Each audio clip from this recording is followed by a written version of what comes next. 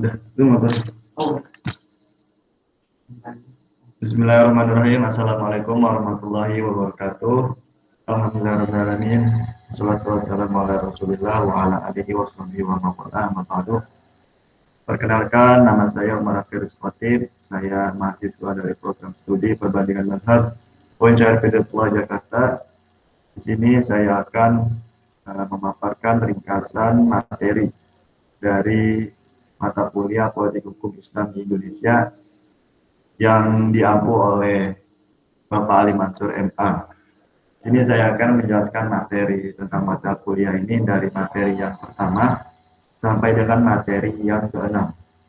Ini dalam rangka untuk memenuhi tugas UTS mata kuliah Politik Hukum Islam di Indonesia. Baik, langsung saja ke pembahasan yang pertama.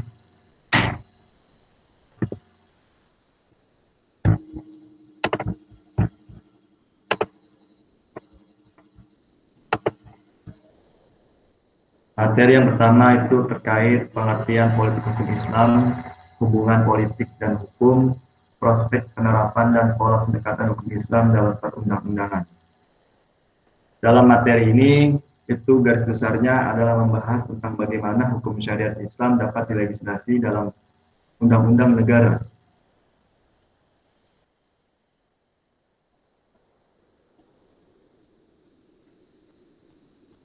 Nah, sebelum kita membahas terkait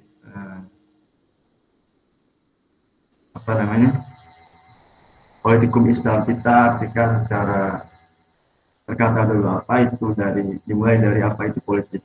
Politik secara bahasa itu artinya adalah kebijakan ataupun tindakan atau siasat.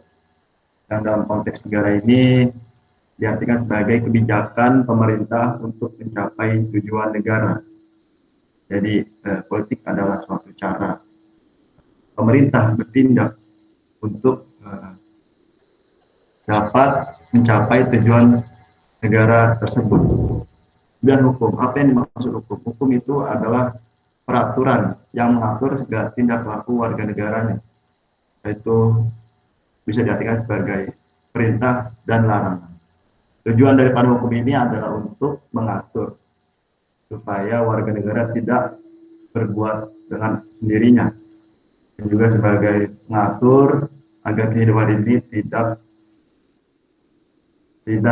berantakan. Jadi tidak seperti di hutan, agar rapi, tertib, dan bisa berjalan dengan baik. Kemudian yang dimaksud dengan politik hukum Islam itu adalah keputusan atau kebijakan pemerintah dalam legislasi hukum Islam. Jadi politik hukum Islam ini adalah bagaimana kebijakan pemerintah dalam menjadikan hukum syariat Islam yang terdapat yang bersumber pada Al-Quran dan Hadis itu dapat dilegislasi atau dibuatkan undang-undang positif ya dalam negara tersebut. Contoh seperti negara Indonesia ini, itu bagaimana upaya pemerintah untuk menjadikan hukum Islam yang terdapat dalam Al-Quran dan Hadis itu sebagai dapat dimasukkan dalam Undang-Undang Republik Indonesia. Seperti contohnya, dalam Islam itu kita dilarang untuk berbuat judi. Nah, bagaimana pemerintah itu membuat larangan yang dilarang dalam larangan judi yang dilarang dalam Al-Quran ini itu dapat menjadi peraturan juga dalam undang-undang negara. Nah, ini tugasnya pemerintah yang dinamakan dengan politik hukum Islam. Maka setelah berhasil mengkonversi dari hukum Islam yang tadinya hanya dalam Al-Quran dan Hadis saja, maka berhasil masuklah hukum Islam dalam negara, dalam perundang-undangan negara, maka terbentuklah undang-undang terkait tindak pidana penjudian. Begitu pula larangan-larangan syariat Islam dan lainnya seperti tindak perzinaan, pembunuhan dan lain sebagainya. Sekarang di Indonesia sendiri sudah ada undang-undang terkait tindak pidana yang juga dilarang dalam hukum Islam tersebut. Kemudian beranjak ke materi selanjutnya, yaitu yang kedua adalah sejarah politik Islam di Indonesia. Berikut dengan penjelasan tokoh dan pemikiran politik dan pemikiran tokoh politik pada saat itu, yaitu Agus Salim, Muhammad Nasir, Kartosuwiryo, dan Wahid Hasyim.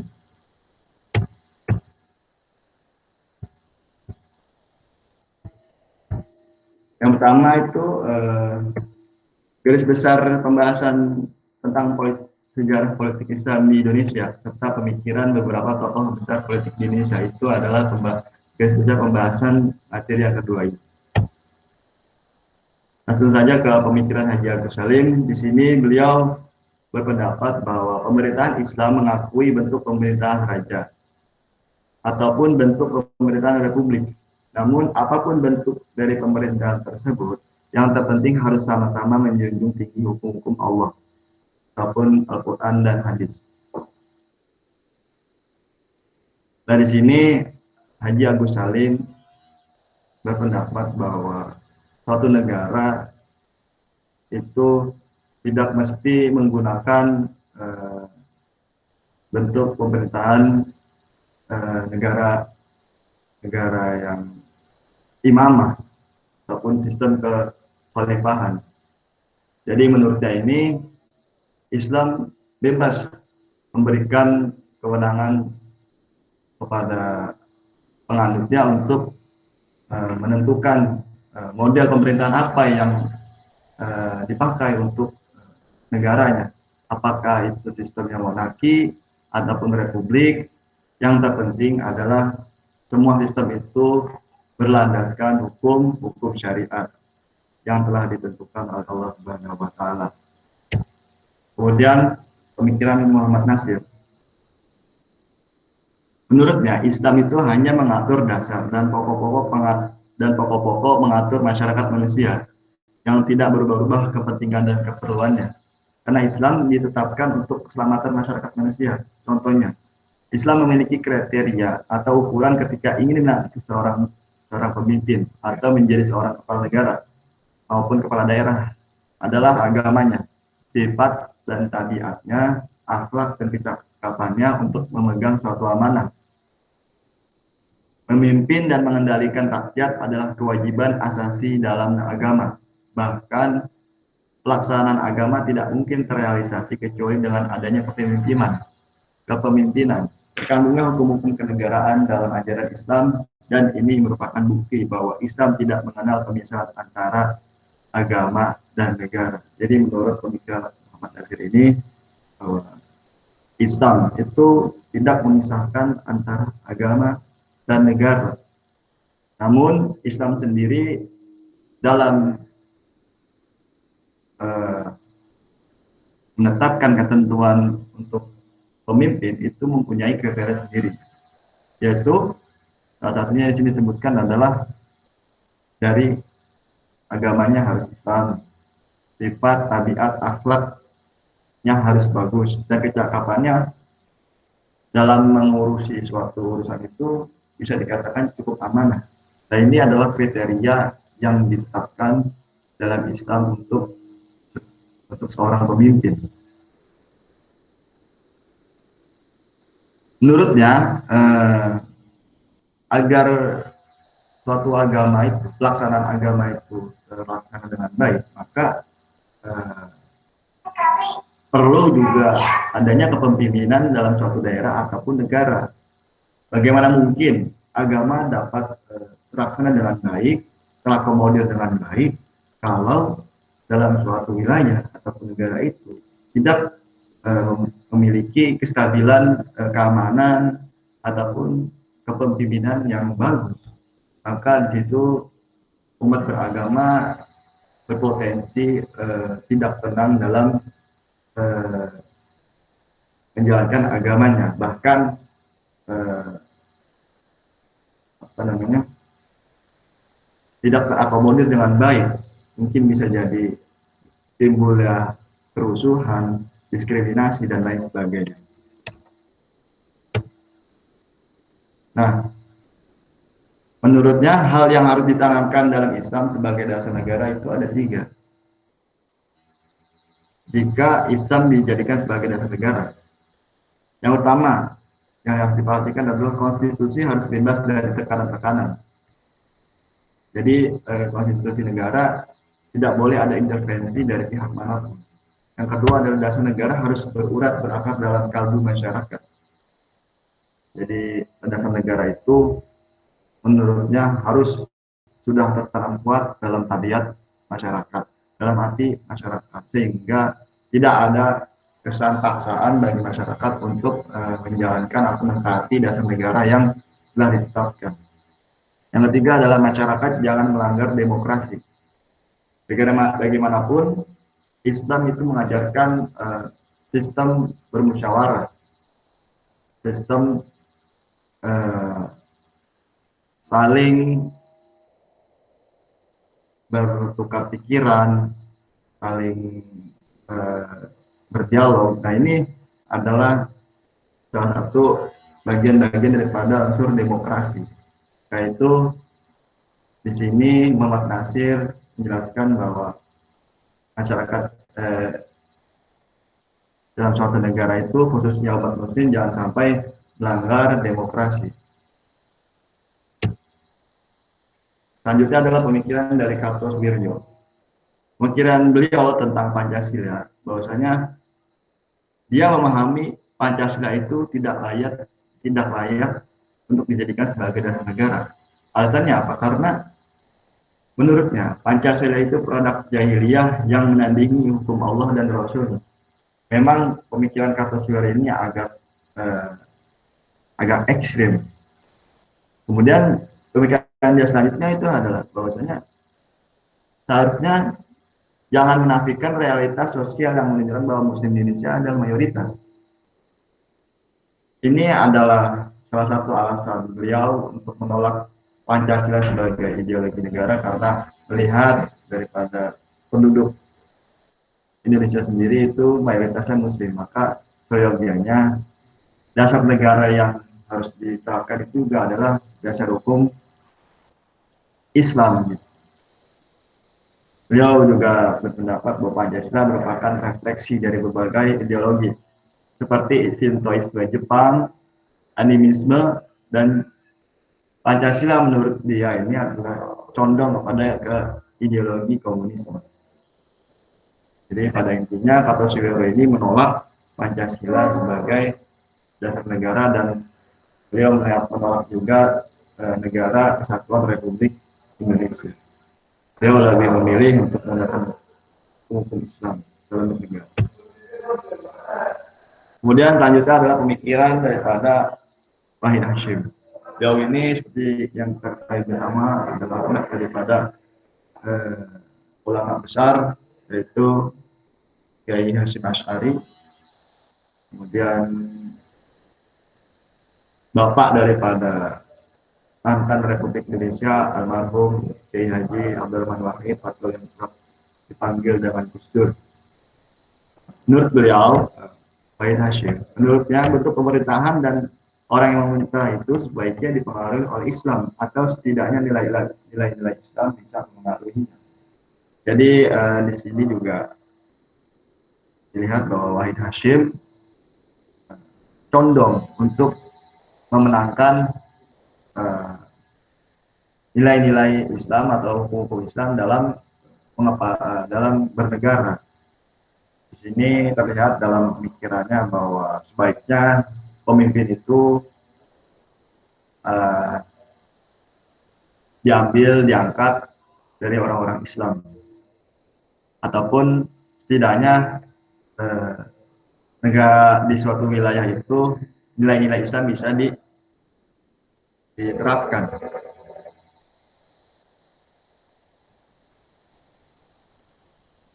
Kemudian beliau juga mengusulkan dua hal pada sidang BPUPKI. Itu yang pertama adalah yang dapat menjadi presiden dan wakil presiden itu hanyalah orang Indonesia asli. Jadi dalam usulan ini beliau berpendapat bahwa baiknya yang menjadi presiden, yang bisa menjadi presiden itu adalah orang pribumi Indonesia. Dan ini memang berhasil diterapkan sampai sekarang. Yang kedua adalah usulannya itu adalah agama negara ialah agama Islam dengan menjamin kemerdekaan orang-orang yang beragama lain untuk menjalankan agamanya dan sebagainya. Nah, usulan ini juga lebih condong kepada memenangkan Islam. Jadi beliau menyarankan, mengusulkan Islam itu sebagai agama negara. Jadi agama resmi, official religion daripada negara Indonesia. Namun usulannya beliau ini mendapat kritikan dan pertentangan dari berbagai tokoh yang pada waktu itu hadir dalam rapat BPUPKI. Yang kemudian adalah materi yang ketiga, yakni Piagam Jakarta. Landasan politik hukum Islam yang kontroversial. Pada materi ini secara garis besarnya itu membahas tentang isi Piagam Jakarta atau yang kita istilahnya itu adalah The Jakarta Charter yang kontroversial sehingga hampir memecah persatuan rakyat Indonesia. Kita mulai dari sejarah Piagam Jakarta. Piagam Jakarta ini terbentuk melalui sidang BPUPKI. Sidang BPUPKI ini sendiri itu ada dua periode, dua fase. Yang pertama itu sidang pertama yang dilakukan dari tanggal 29 Mei sampai dengan tanggal 1 Juni 1945. Kemudian sidang yang kedua dilakukan pada 10 sampai 16 Juli 1945. Kemudian dalam masa tenggangnya antara sidang pertama dan sidang kedua, yakni tepatnya pada tanggal 22 Juni setelah sidang pertama BPUPKI telah dilaksanakan, dibentuk panitia 9 untuk merumuskan konsep dasar negara. Siapakah anggotanya? Anggotanya itu antara lain yang pertama adalah Kiai Haji Wahid Hasyim. Yang kedua ada Kiai Haji Agus Salim, yang ketiga ada Abi Kusno Cokro Suyoso, yang ketiga ada Abdul Kahar Zakir, yang keempat, yang keenam ada, yang kelima ada Insinyur Soekarno, yang keenam ada Muhammad Hatta, yang ketujuh ada Muhammad Yamin, yang ke-8 ada Ahmad Subarjo, dan yang ke-9 ada Ahmad Ramis. Panitia 9 ini terdiri daripada tokoh-tokoh religius, nasionalis sekuler, dan nasionalis sekuler. Jadi dari berbagai macam tokoh inilah rancangan konsep negara berhasil dibentuk. Ini saya akan membacakan isi daripada Piagam Jakarta. Piagam Jakarta, bahwa sesungguhnya kemerdekaan itu ialah hak segala bangsa, dan oleh sebab itu maka penjajahan di atas dunia harus dihapuskan karena tidak sesuai dengan peri kemanusiaan dan peri keadilan. Dan perjuangan pergerakan kemerdekaan Indonesia telah sampailah kepada saat yang berbahagia, dengan selamat sentosa mengantarkan rakyat Indonesia ke depan pintu gerbang negara Indonesia yang merdeka, bersatu, berdaulat, adil, dan makmur. atas berkat rahmat Allah yang Maha Kuasa dan dengan didorongkan oleh keinginan luhur supaya berkehidupan kebangsaan yang bebas, maka rakyat Indonesia dengan ini menyatakan kemerdekaannya. Kemudian daripada itu membentuk suatu pemerintah negara Indonesia yang melindungi segenap bangsa Indonesia dan seluruh tumpah darah Indonesia, dan untuk memajukan kesejahteraan umum, mencerdaskan kehidupan bangsa, dan ikut melaksanakan ketertiban dunia yang berdasarkan kemerdekaan, perdamaian abadi, dan keadilan sosial. Maka disusunlah kemerdekaan kebangsaan Indonesia itu dalam suatu hukum dasar negara Indonesia yang berbentuk dalam suatu susunan negara Republik Indonesia yang berkedaulatan rakyat dengan berdasar kepada ketuhanan, dengan mewajibkan menjalankan syariat Islam bagi pemeluk-pemeluknya menurut dan kemanusiaan yang adil dan beradab, persatuan Indonesia, dan kerakyatan yang dipimpin oleh hikmat kebijaksanaan dalam permusyawaratan perwakilan, serta dengan mewujudkan suatu keadilan bagi seluruh rakyat Indonesia. Piagam Jakarta ini ditetapkan pada 22 Juni 1945 Jakarta oleh Panitia 9. Nah,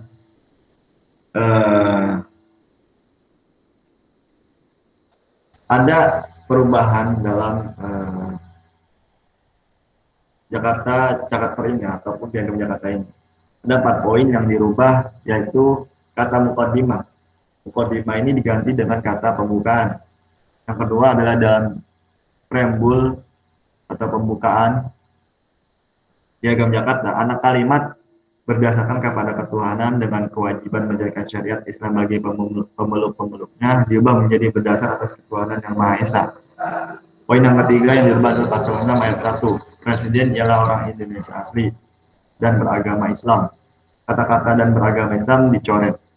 Yang keempat adalah sejalan dengan perubahan yang kedua di atas, maka pasal 29 ayat 1 menjadi negara berdasarkan atas ketuhanan Indonesia sebagai pengganti negara berdasarkan atas ketuhanan dengan kewajiban menjalankan syariat Islam bagi pemeluk-pemeluknya. Kenapa ada perubahan dalam Jakarta Charter ini ataupun Jakarta ini? Karena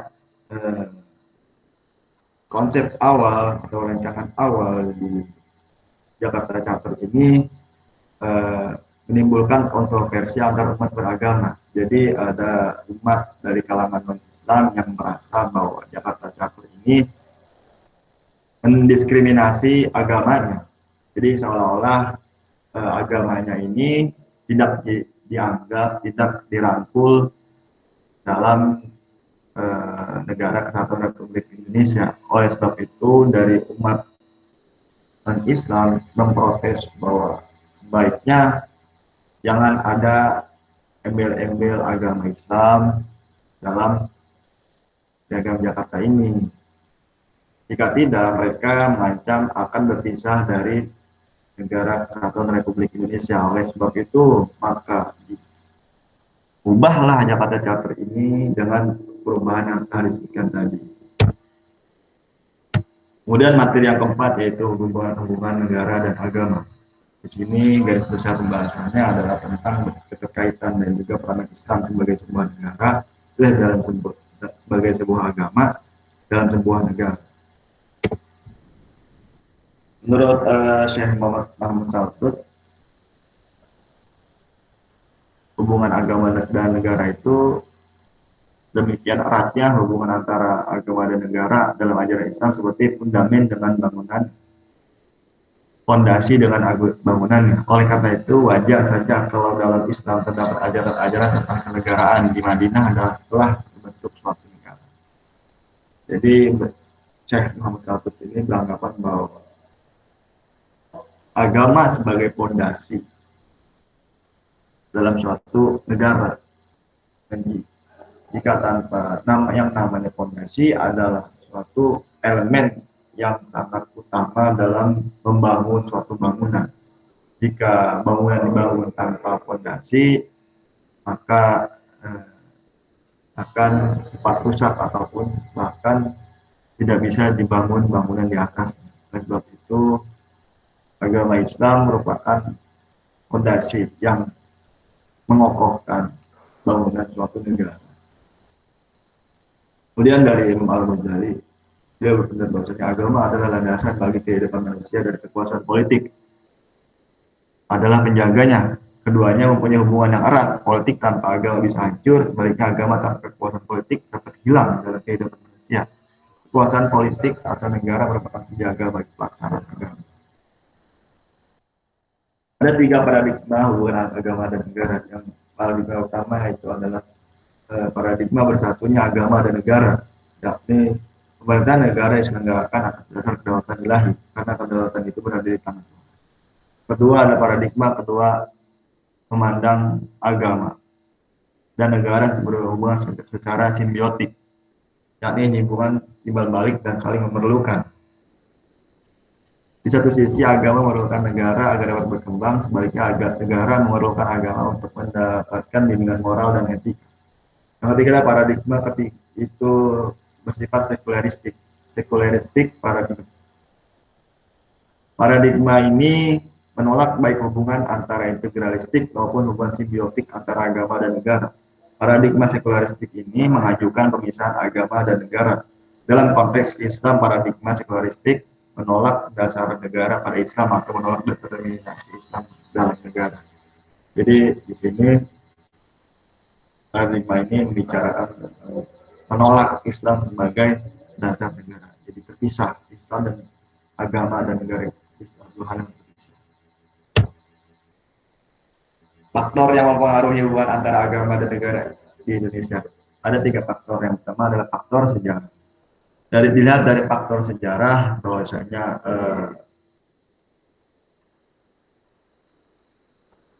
dalam sejarah sendiri memang agama Islam mengambil porsi yang banyak dalam proses pembangunan negara. Dilihat dari para tokoh-tokoh yang ikut berjuang memerdekakan atau tokoh-tokoh yang merumuskan konsep dasar negara yang berdebat di dalamnya. Ini adalah suatu bukti konkret bahwasanya negara ini mempengaruhi hubungan dari agama ini menjadi pengaruh dalam terbentuknya suatu negara. Yang kedua adalah faktor kependudukan. Dilihat dari kependudukannya, Indonesia ini mayoritas beragama Islam penduduknya. Jadi inilah yang mempengaruhi juga pelaksanaan negara di negara Indonesia. Yang ketiga adalah faktor hukum. Faktor hukum juga mempengaruhi hubungan antara agama dan negara di Indonesia. Seperti kita lihat sendiri bahwa hukum Islam sudah banyak yang dilegislasi di perundang-undangan negara Republik Indonesia, negara Kesatuan Republik Indonesia. Seperti contoh Undang-Undang Peradilan Agama Nomor 7 Tahun 1989, Undang-Undang, kemudian ada Undang-Undang Nomor 1 Tahun 1974 tentang perkawinan. Kemudian juga ada kompilasi hukum Islam. Kemudian politik hukum materi kelima adalah politik hukum Islam di Indonesia pada era Orde Baru. Di sini pembahasannya adalah mengenai keadaan politik hukum Islam pada masa pemerintahan Orba. Pemerintahan Orba ini dipimpin oleh Presiden Soeharto. Yang pertama, fase yang pertama itu adalah fase antagonistik. Di sini fasenya saat-saat yang tidak akur. Di sini kekuasaan Orde Baru itu meluluh lantakan harapan-harapan politik Islam yang berharap bahwa Islam bisa bermain di kancah nasional. Buktinya ini adalah penolakan rehabilitasi Partai Masyumi yang sudah dibubarkan di era Soekarno. Kenapa di sini terlihat sangat melarang Islam mengembangkan sayap politiknya karena di sini ada faktor trauma dan takut juga pada masa lalu. Di sini pada masa antagonistik ini Orde Baru itu memperlakukan Islam hanya untuk kepentingan pribadinya saja, kesalahan pribadi dan larang politisasi agama. Yang kedua itu adalah fase yang kedua resiprokal kritis, yaitu hubungan yang mengarah pada timbulnya saling pengertian timbal balik serta pemahaman di antara kedua belah pihak.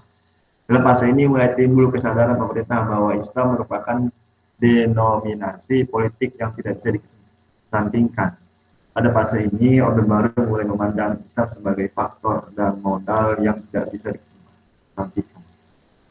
Para aktivis muda mulai berani mengkritik pemikiran politik Islam pada saat itu. Di sini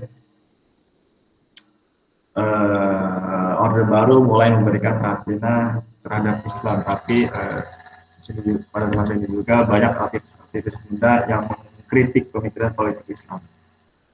Yang pertama, mereka mengkritik bahwa tidak ada bukti yang tegas bahwa Al-Quran dan Sunnah kewajib itu merupakan mewajibkan kaum muslim untuk mendirikan negara Islam. Yang kedua itu kritikan bahwa mereka mengakui bahwa Islam memberi seperangkat prinsip sosial politik. Ketiga adalah karena Islam dipahami sebagai agama yang kekal dan universal, maka pemahaman kaum muslim terhadapnya tidak boleh dibatasi hanya kepada pengertian formal dan legalnya, khususnya yang dibangun dalam konteks ruang dan waktu tertentu. Kedua adalah mereka percaya bahwa hanya Allah Subhanahu wa taala yang mengetahui benar. Fase yang ketiga itu fase akomodatif. Kalau ini adalah hubungan saling mengerti, saling bekerja sama. Hubungan ini terjadi pada rentang waktu 1985 sampai 1997. Hubungan ini ditandai dengan responsifnya pemerintah, yang antara lain ditandai dengan lahirnya sejumlah kebijakan yang akomodatif terhadap kaum Islam. Pada masa ini terjadi transformasi sosial dalam memaknai arti politik Islam dan negara. Pada fase ini juga terjadi fase pembaharuan dengan menjadikan masyarakat sebagai wadah berorientasi dan berperspektif.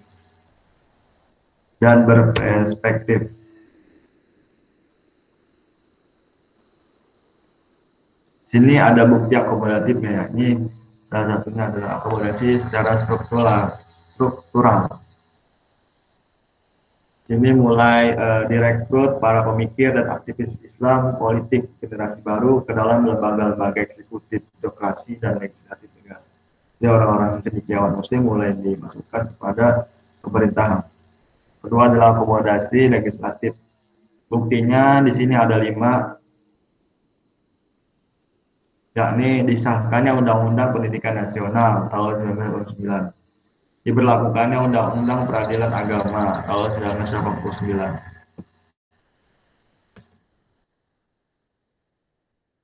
Yang ketiga ada akomodasi struktural.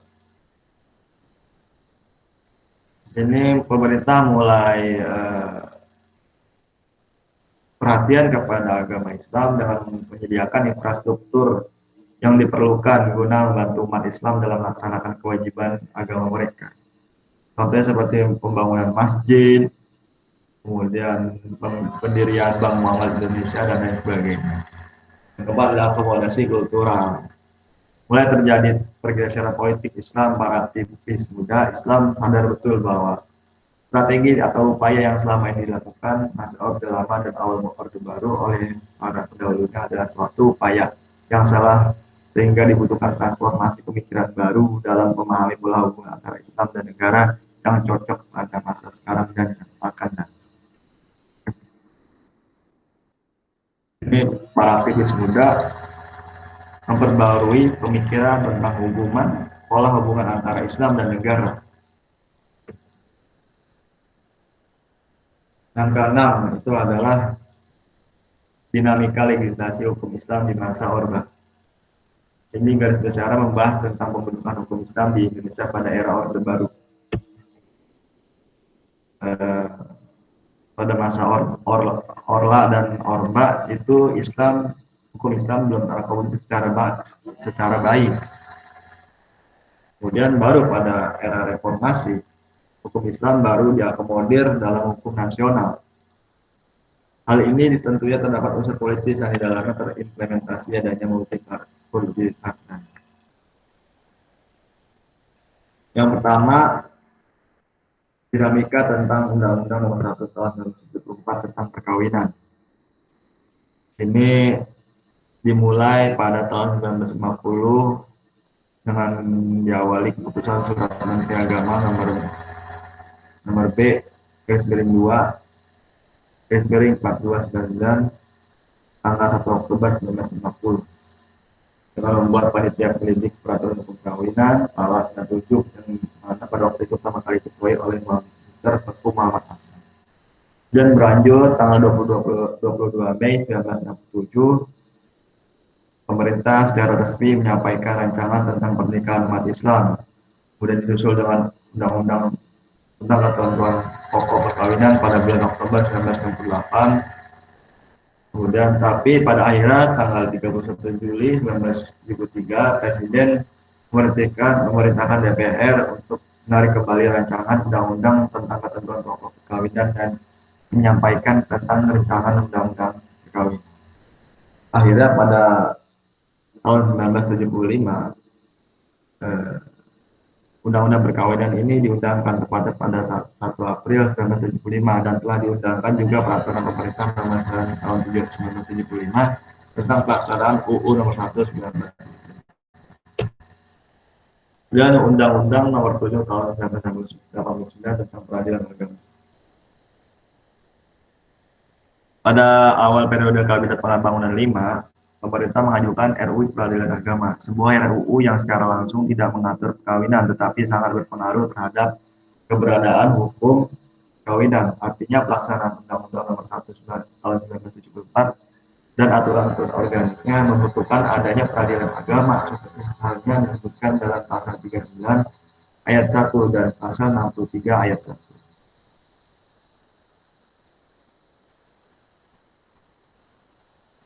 Kemudian pengajuan rancangan undang-undang peradilan agama ini itu sebagai konsistensi pemerintah dalam mewujudkan ketentuan-ketentuan Undang-Undang Dasar 1945 yang telah ada aturan UU organiknya, yaitu Undang-Undang Nomor 14 Tahun 1970 tentang kekuasaan kehakiman, menjelaskan bahwa peradilan agama setara dengan peradilan-peradilan lainnya. Kemudian persiapan mengajukan RUU Peradilan Agama ini telah dirintis sejak tahun 1961 dengan dibentuknya sebuah panitia dengan keputusan Menteri Agama nomor 66 tahun 1961. Usaha tersebut baru sekedar langkah-langkah persiapan intern Departemen Agama. Kemudian RUU Peradilan Agama diajukan oleh pemerintah pada tanggal 3 Desember 1988 dengan surat nomor R06 garis miring PU garis miring 12 garis miring 1988. Presiden RI menyampaikan RUU Peradilan Agama kepada DPR untuk dibahas dan disetujui menjadi undang-undang menggantikan sebuah peraturan tidak sesuai dengan Undang-Undang 2005 dan Undang-Undang Nomor 14 Tahun 1970.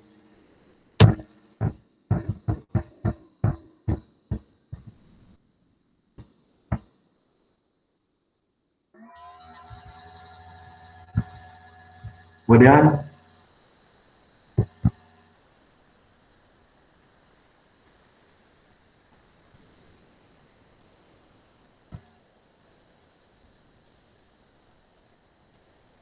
undang-undang terkait peradilan agama.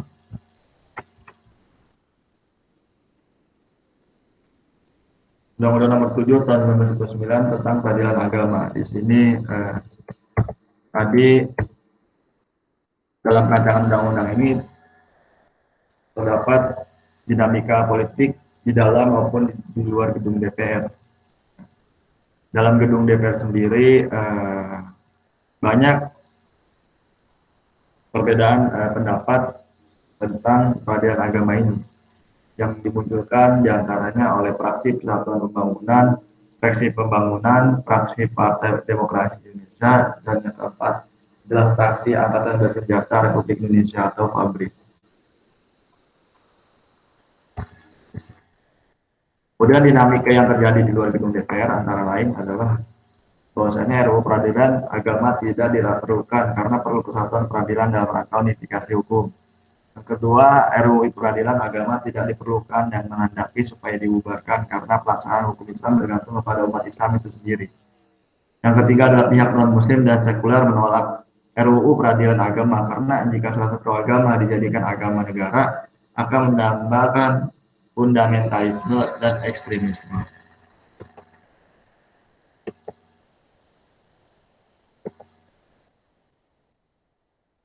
Kemudian juga ada perdebatan seputar RUU peradilan agama di sini, jadi dinamikanya sangat kompleks ya dalam pembuatan undang-undang peradilan agama ini, debat antar fraksi, kemudian ada kritikan dari dalam gedung DPR maupun luar gedung DPR.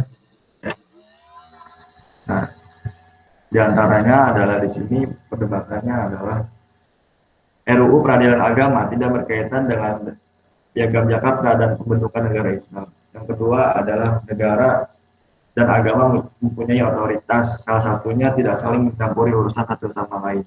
Dalam negara Pancasila, agama mempunyai porsi yang baik, tapi bukan berarti negara agama.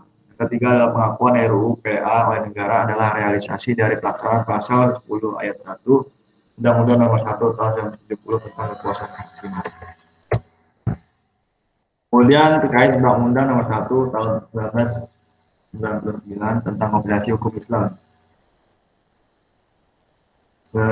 Upaya untuk menyusun undang-undang perkawinan ini dimulai dari tahun 1960 yang berujung dari 14 tahun kemudian, yaitu lahirnya Undang-Undang Nomor 1 Tahun 1974 tentang perkawinan. Ini merupakan peraturan undang-undang yang pertama dalam mengatur perkawinan secara material. Pelaksanaan hukum keluarga di Indonesia sebelum KHI dan Undang-Undang 1974, urusan perkawinan diatur melalui beragam hukum, yaitu hukum adat bagi warga negara Indonesia asli yang beragama Islam. Ordonasi perkawinan Indonesia Kristen Jawa Indonesia Kristen bagi warga negara Indonesia yang beragama Kristen di Jawa, Minahasa, dan Ambon. Kitab Undang-Undang Hukum Perdata bagi warga Indonesia keturunan Eropa dan Cina, dan peraturan perkawinan campuran bagi perkawinan campuran. Di sini Bustanul Arifin berpendapat bahwasanya hukum Islam tersebar dalam sejumlah kitab tersusun para fatwa beberapa yang lalu. Nah, wajar jika orang yang bertanya hukum Islam yang mana bagi pribadi-pribadi atau kelompok-kelompok tertentu mungkin telah jelas, mengingat masing-masing telah menganut hal tertentu. Hal ini menurut pendapatnya adalah kenyataan yang tidak bermaksud mengingkari bahwa perbedaan pendapat adalah mengatakan, tetapi yang di sini adalah bahwa untuk diberlakukan di pengadilan, suatu peraturan harus jelas dan sama bagi semua orang, yakni harus ada kepastian hukum.